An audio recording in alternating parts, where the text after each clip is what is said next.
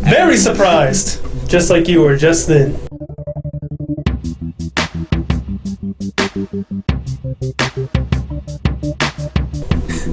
And we would like to share with you some of these surprises as they relate to the NFL.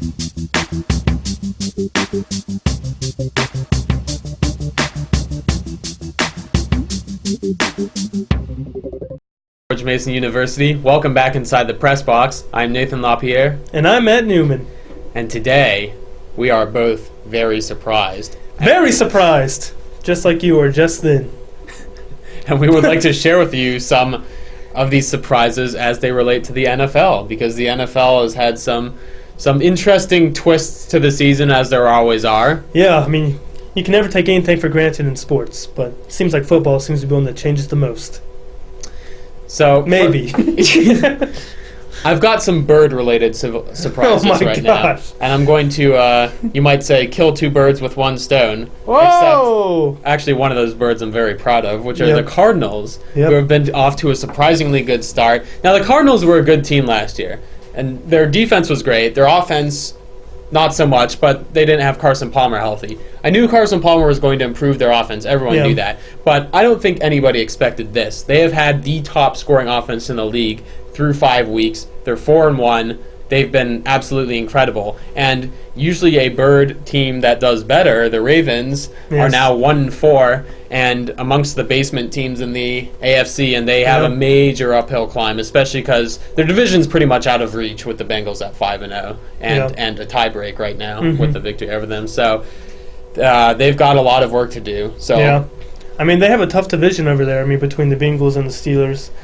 Browns, the Browns is easily easy. But the Browns beat them. Well, and they would have lost to the Steelers too if they had Ben Roethlisberger. I can guarantee you that. Yeah. So, and I definitely agree with you about the Cardinals. I mean, they have looked really sharp this year. And the other bird divisional foe, the Seahawks, has not looked so hot. I mean, they almost, very nearly lost. They should have lost to the Lions. If everything was all right and fair in the world. That's a topic for another episode.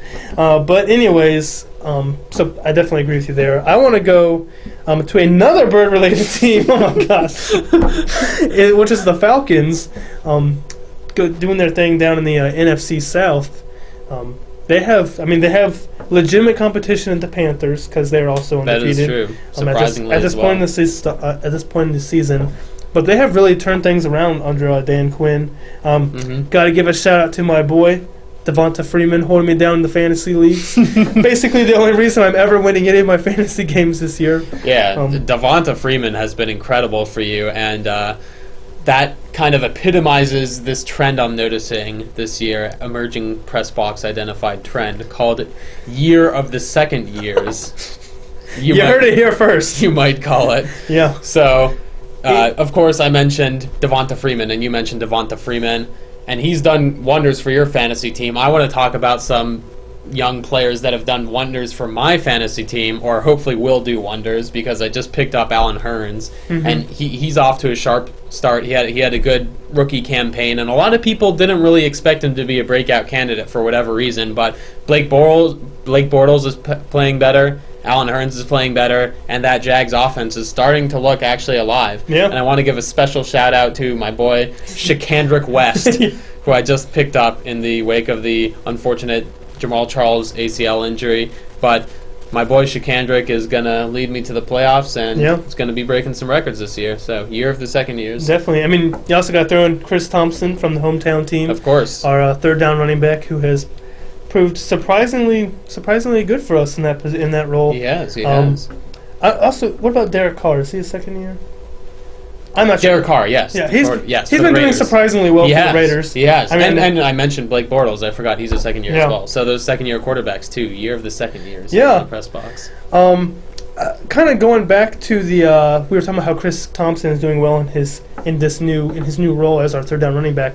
It kind of plays up to the role of scheme and coaching that can really affect how your team does. I know that's been a big surprise for me is to see how drastically that can happen. For instance, we have Bill Callahan, who is the offensive line coach for the Redskins this year, who has made our offensive line look surprisingly good When Stole last them year from the Cowboys. Yeah, last year they looked not so good. And now the Cowboys, who was the team he left, as you mentioned, their offensive line is not looking so hot. So it's really kind of impressive. Like I said, I mentioned Dan Quinn earlier with the Falcons. Mm-hmm. You want to talk about someone, Akeem Ayers? Yes, so this is a trend I've been noticing for a while with good teams like the Patriots notice trends like this. So they see when certain players are not fitting into certain schemes, like they're a 3-4 type of player and they're in a 4-3 or vice versa. They've capitalized this in a couple of instances. You mentioned Akeem Ayers. That's a great example where last year they kind of picked him up out of the scrap heap, traded a 7th rounder, and got 4 sacks out of him to close the second half of the year with Chandler Jones injured. Yeah. So they've done that. They've done that well with Jabal Sheard this year. So those scheme differences can make a huge difference. When you catch a player who's kind of on a rough transition from scheme to scheme and they're underperforming, they may actually be better than that, and they just might not be in a scheme or a coaching situation that suits them. Yeah, I mean, maybe one that's maybe going the negative way of a scheme change would be down in Denver with the Broncos. We have Peyton Manning, who's obviously getting older, but he also had to radically adjust from John Fox's scheme to Gary Kubiak's. And Pressbox fact right here, the Broncos are now actually scoring less passing touchdowns per game than they were when Tim Tebow was their quarterback, which is crazy when you have Peyton Manning back there. Astonishing. Yeah, astounding and astonishing. Bamboozling. Before Nathan starts saying any more adjectives, we should go ahead and end this episode of the Press Box. I'm Matt Newman. And I'm Nathan LaPierre. Press on, George Mason. Press on. Bamboozling.